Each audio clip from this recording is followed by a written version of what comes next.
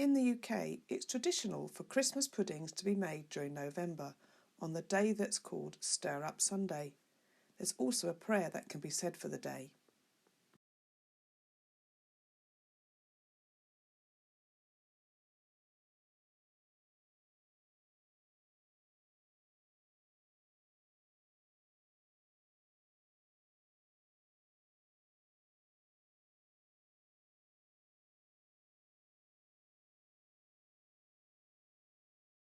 Christmas pudding, or plum pudding, is a cultural quirk, isn't it? Stir Up Sunday, which falls on the 5th Sunday before Christmas, is full of tradition and meaning. The pudding ingredients should number 13 to represent Jesus and his disciples. Everyone in the household should take part in the stirring to represent unity. Stirring across the bowl from east to west represents the journey of the Magi. I have a friend who sent a small package of dried fruit to her son at university so that he could stir it and send it back for inclusion in the pudding mix. There are probably many more traditions that have been lost or changed over time. But for me, making the pudding is about remembering my roots. My recipe came from great Auntie SYBIL, of whom I was very fond. I dare say she inherited it from her mother and grandmother back in the Victorian era. The recipe contains one ingredient written in old-fashioned measurement: a gill of old beer or barley wine.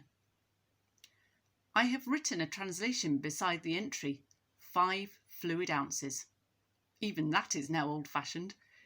That's the beauty of tradition, though, isn't it? It connects us with the original. I will always write the recipe with a gill in it, not because the recipe in its original form is sacred, but to remind me of where it began. But I do need to understand what that means in modern terms too, otherwise the recipe won't work. I expect my grandchildren, if I'm lucky enough to have some one day, will write the volume in millilitres. And who knows where they'll be able to buy old beer or barley wine. They'll translate it to the nearest modern equivalent as I do. Making a Christmas pudding is as much about the future as the past, though. You simply cannot make a pudding at the last moment if you want it to taste good. By making the pudding at least a month in advance, I am preparing to celebrate, fully expecting a joyful end to waiting. Isn't that the definition of hope? It reflects the essence of Advent and Christmas. But what of the ingredients? I sometimes wonder who came up with the idea of putting all these odd items into one pudding. Grated carrot, dried fruit, brandy and beer, ground almonds, breadcrumbs. It's a little bit like magic. None of those ingredients alone could create the pudding. They need each other, however unalike they are. Is that not how we are, God's church? Christmas pudding is mostly about the fruit. Each year I use 3 whole large bags of it, currants, raisins and sultanas. I remember when I first made my own pudding, trying to make it without the currants. I didn't like them. They were rather small, bitter, wizened, compared to the plump sweet raisins and sultanas and the syrupy candied peel. But the pudding didn't taste right without them. It was pale brown rather than dark and rich, and it crumbled rather than holding its smooth, rounded shape. There is no church without a place for all. In all our shapes and flavours, each one contributes to the whole. Several ingredients are added in tiny amounts. 2 tablespoons of brandy, a dessert spoon of ground almonds, another of golden syrup, all mixed in among 3 pounds of fruit. Would we notice if they were left out? Most definitely, yes. You see, with a Christmas pudding, it's about the combination, not the individual ingredients. With some, a little can have a big influence. Different colours, flavours, textures, some sweet, some not. All need the tempering influence of a mixture of other ingredients.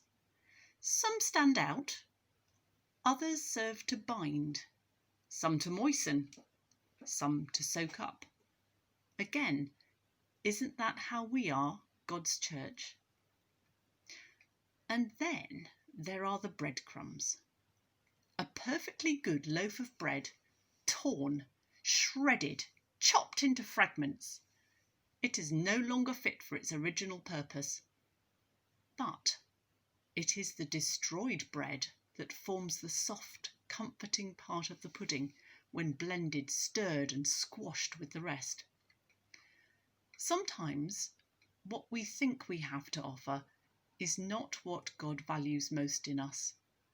Sometimes we need to trust what He sees in us more than what we see in ourselves. And then, what an energetic stirring it all needs. I have bent metal spoons stirring my pudding. When our children were little, they couldn't move the spoon through the mixture without help. It was so heavy and thick. But those ingredients cannot stay separate. Sometimes rolling up sleeves and using hands is the best way. With the mixing and stirring, those ingredients begin to take on each other's flavours, complement each other's texture, work together. When we venture out from our separate lives to pull together in worship and in service to God, we too are mixed, blending our gifts. We too become a new flavour, the flavour of God's Spirit with and in us, the flavour of Emmanuel. And then comes the heat. Hours and hours subjected to scalding steam as the pudding ingredients meld together to become one beautiful celebration feast. If I were to name a single lesson that I've learned about the spiritual journey and life as part of church, it is the deep value of the difficult times. They hurt. We plead with God to be spared, for the hardship to be over. It can feel catastrophic, as though everything we knew is taken from us. But the transformation and growth that results can leave us astounded if we look back. Bonds between us deepen. We see through each other's eyes better. We reach out to each other, and together we reach to God. Remembering our roots, preparing for the future. But what of the now? The moment when the pudding is served, hot, with lashings of warmed brandy poured over and set aflame. In our household, Mark always gets a little carried away with the flame part. The pudding can burn for a full minute before fizzling out enough for us to serve it up. And there is the challenge to us. Are we willing to be there, part of the mixture, recognising our part as one ingredient within the whole, sticking together through whatever comes, allowing God to pour His Spirit out on us?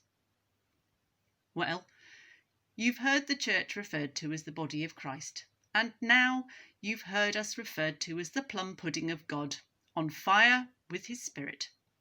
Isn't metaphor a wonderful thing?